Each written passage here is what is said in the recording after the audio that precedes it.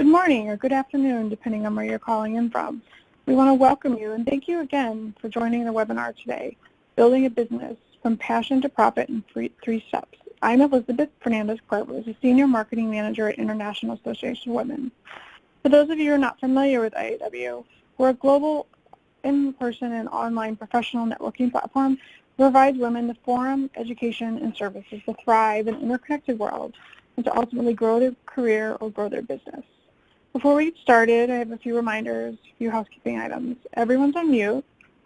We'll answer questions. If you have any questions, please enter them in the chat tab below your viewing screen. So we'll answer questions throughout the presentation. We're also recording this session, so we'll send it out tomorrow as well as with any other follow-up items. I'm very excited to introduce our speaker today. Stephanie Seidel is the founder of the Right Brain Entrepreneur, a licensed art therapist and rapid results business coach. She helps individuals create positive social impact in businesses they love and propels companies towards inspiration change they need to activate sustainable and accelerated growth. With 18 years experience in psychology, she teaches clients how to use right brain thinking to increase clarity, confidence, and ultimately profit. Stephanie has been widely recognized for her unique methodology. She's been featured as an expert on ABC, CBS, NBC, TEDx, and South by Southwest. Some of Stephanie's clients are executives at AT&T, Google, Morgan Stanley, NASDAQ, and American Express. So without further ado, Stephanie, do you want to take it from here? Yeah, absolutely. Hi, everyone. Thank you for having me. I know there's a lot of places you could be on a Tuesday morning, so I'm honored that you're here with me to learn a little bit more about how you can really make your dreams in regards to business a reality. Thank you for that lovely introduction. And we have a limited amount of time, so I'm just going to go right into the amazing content that I have for you today. So let me forward my screen here.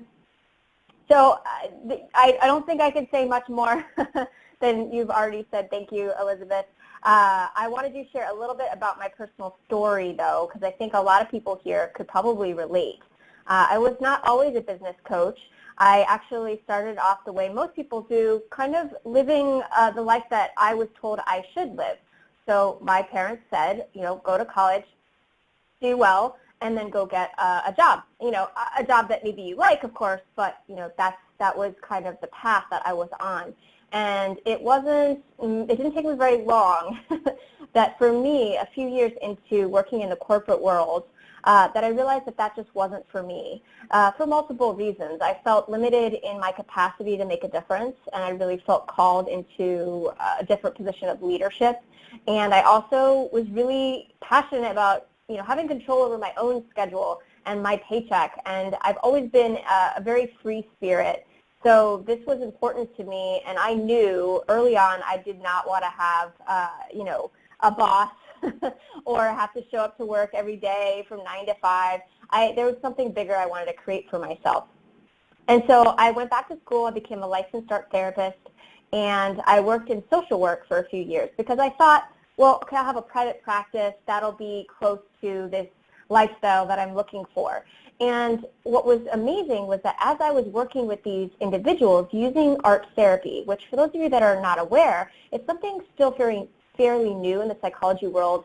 It's this idea that you can use a creative process and tap into certain parts of the brain to overcome challenges a lot faster than you would if with traditional therapy, which is verbal oriented. And I did see these magnificent results, and I really wanted to bring this to the masses. And where I saw I could make the biggest difference was with business owners who have a lot of challenges in making their dreams a reality. And I'm extremely passionate about helping the business owners that really want to make a difference in the world.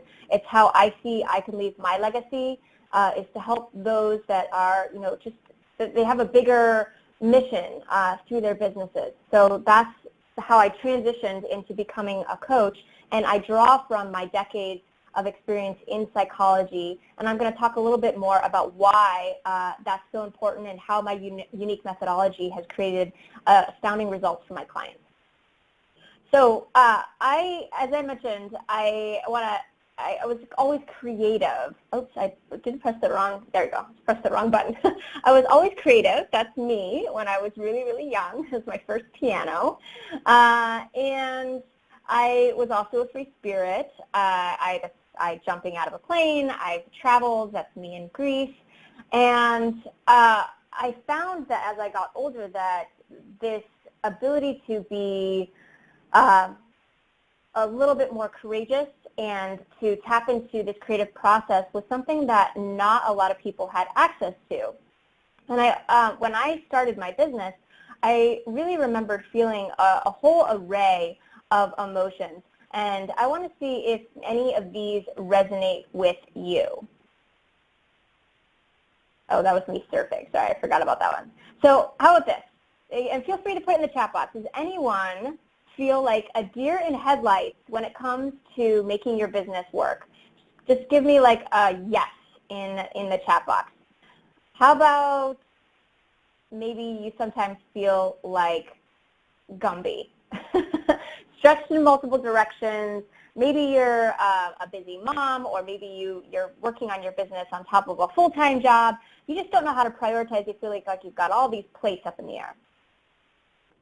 And I remember feeling stuck, frustrated, often uncertain. Let me just take a look and see. I don't see anything in the chat box yet, but do know that you have access to a chat box, and would just love to see if you can resonate with this. Okay, I'm seeing yes. I'm seeing some people say yes. Okay, great. So you can obviously see that you're not alone. And the most important thing that I felt when I first started my business was I felt very much afraid. There was a lot of fear. It was vulnerable. All of a sudden, it was a lot easier for me to sell someone else when I was in the corporate world, but now I've got to sell myself. And then questions like, can I do this? Now I'm the one responsible for my paycheck. Like, I'm leaving a certain amount of stability, and there was a lot of fears around that. So you will probably be feeling some fear yourself, and this is really normal. And in fact, there's some dire statistics out there that 90% of new businesses, they actually fail within the first 5 years. And I don't share that with you to scare you, because I want to share another statistic with you, that 90% of New Year's resolutions never come to fruition. So this failure rate, it's not a condition of businesses. It's actually a human phenomenon.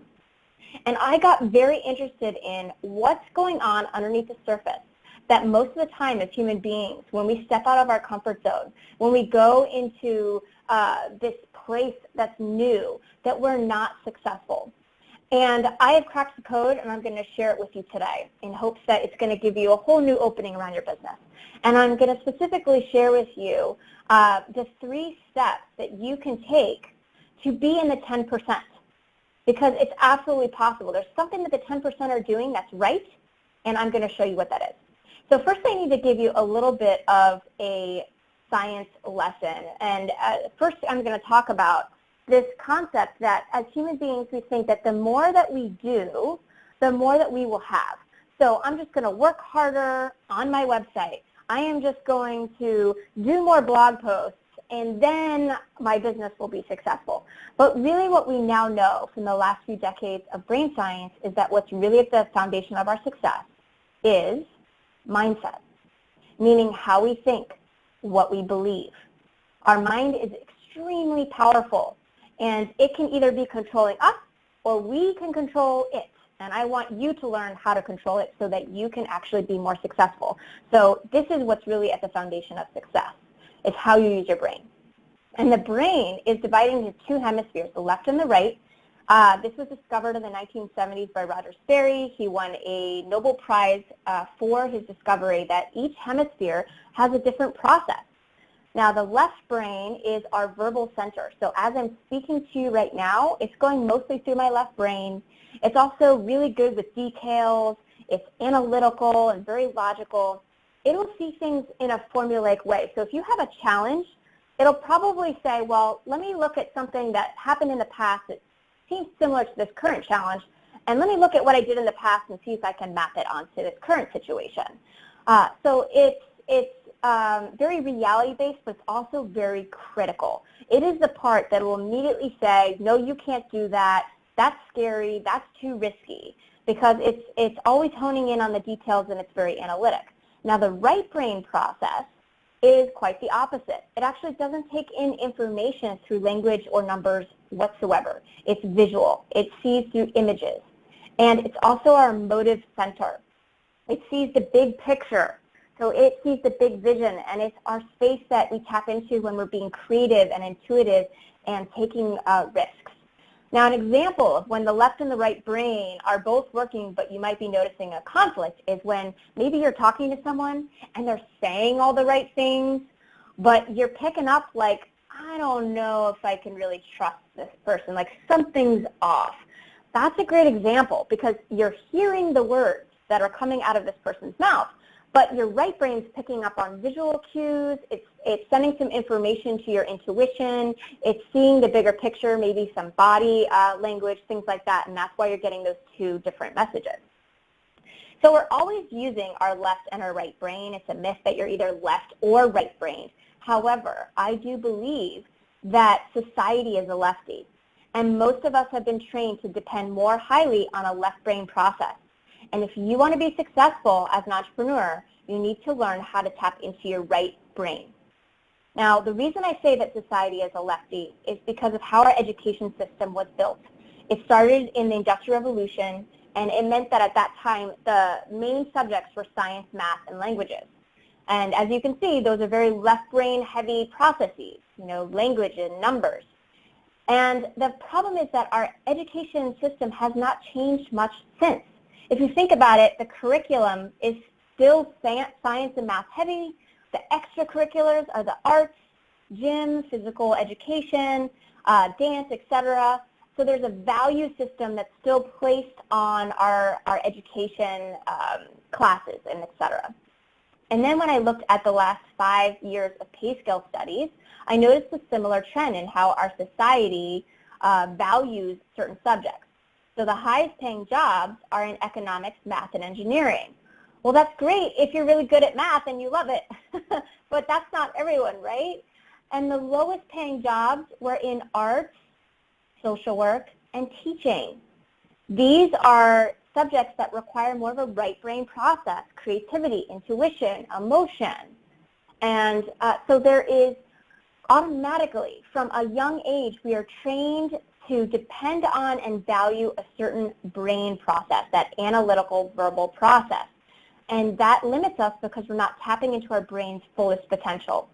I will send this link to you later, but there's a great talk that I would love for you to watch, especially if you have children.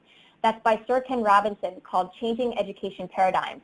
He talks about how we're killing off creativity in schools. He refers to something called divergent thinking, which is seeing multiple solutions to a problem, versus linear, which is kind of only seeing one possible solution. And that's what I call this lateral thinking, this divergent thinking is essential for creativity, and that's what I refer to when I talk about right brain thinking. As an entrepreneur, you need to learn how to be resourceful, see multiple solutions, because most of the times when we have a challenge, we're using our left brain, and our left brain limits us in our capacity to see possible solutions, and then we get frustrated and we give up. Now, an interesting thing that he talks about, and he refers to a book called Breakpoint and Beyond, is our child's capacity for creativity. They